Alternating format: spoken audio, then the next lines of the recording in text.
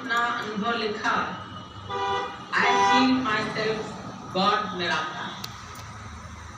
मैं अपने को अनुभव करता हूँ कि मैं वो पूर्ण ब्रह्म, पूर्ण निराकार, पूर्ण परमात्मा हूँ।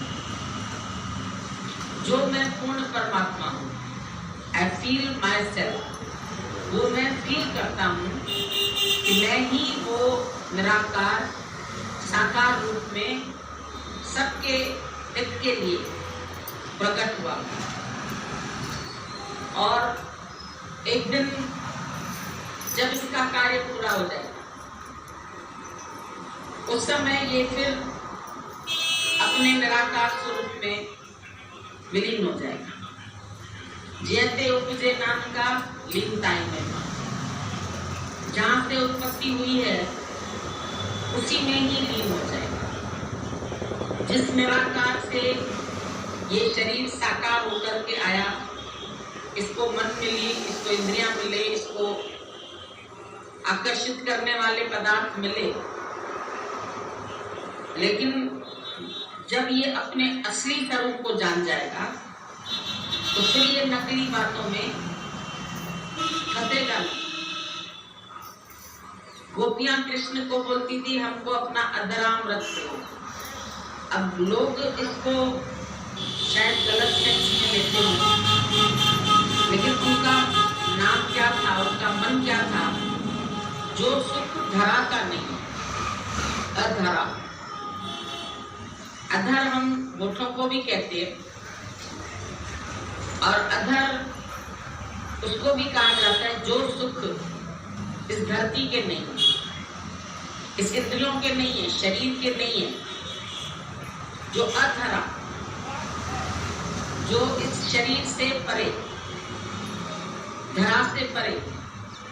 धरा में विषय सुख है, धरा में माया के सुख है, धरा पे इंद्रियों के सुख है, लेकिन अधरा आनंद है, जो पृथ्वी का नहीं, जो अति इंद्रिय आनंद है।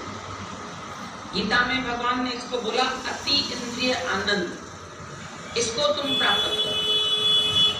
इंद्रियों के सुख वो तो पशु पक्षी, कीड़े कीट पतंग, वृक्ष पेड़ पौधे सभी ले रहे, सभी इस देह के सुखों में फंसे हुए हैं, अपनी इंद्रियों को राजी करते रहते हैं। कभी आंखों से रूप देखते हैं, कभी कानों से प्रशंसा के शब्द सुनते हैं, कभी गंध सूंघते हैं, फूलों की सूंघते हैं, सेंट चित्र गुलेल सब लगाते हैं, कभी स्पर्श का सुख लेते हैं, चमड़ी से स्पर्श का सुख लेते हैं। तो ये सब सुख इस धरा, ये भी धरा है, शरीर भी धरती का ही अंश है, इसको मिट्टी बोला जाता है हमें, और इसी का ही वो सुख है।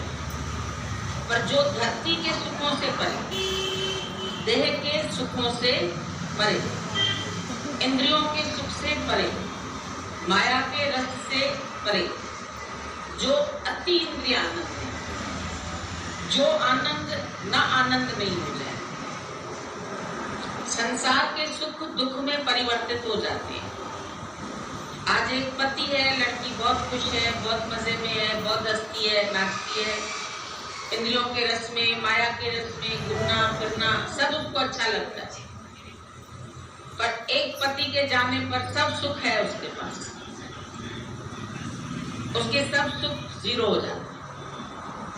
अभी उसको हम कुछ भी दे दें, लाख दे दें, करोड़ दे दें, कितनी भी माया दे दें, वो उससे खुश नहीं होती। तो एक दुख को इतनी ताकत है जो तुम्हारे सारे इंद्रिय रस पर पानी फिरा देते, फिर कोई सुख तुमको पसंद नहीं आता। फिर वही लड़की कहेगी अरे इससे तो मैं अपने को फांसी लगा लूं, मैं मर जाऊं, अब मेरे जीवन का क्या उद्देश्य है, मैं तो जीना नहीं चाहती, मैं तो मरना चाहती हूँ। क्या गया, एक सुख चला गया, एक पति चला गया, अब उसको कोई सुख नहीं पसंद, उसकी सहेलियां नहीं पसंद, उसकी माँ नहीं पसंद, उसके घर वाले नहीं पसंद, उसके सास ससुर नहीं पसंद, सोने का बिस्तर नहीं पसंद, जेवर नहीं पसंद, साड़ियां नहीं पसंद, क्या पसंद आएगा? तो माया के जितने भी सुख हैं या इंद्रियों के जितने भी सुख है सब अधूरे। ये तृप्त जाके होते हैं जब अपने पूर्ण परमात्मा से मिलते हैं।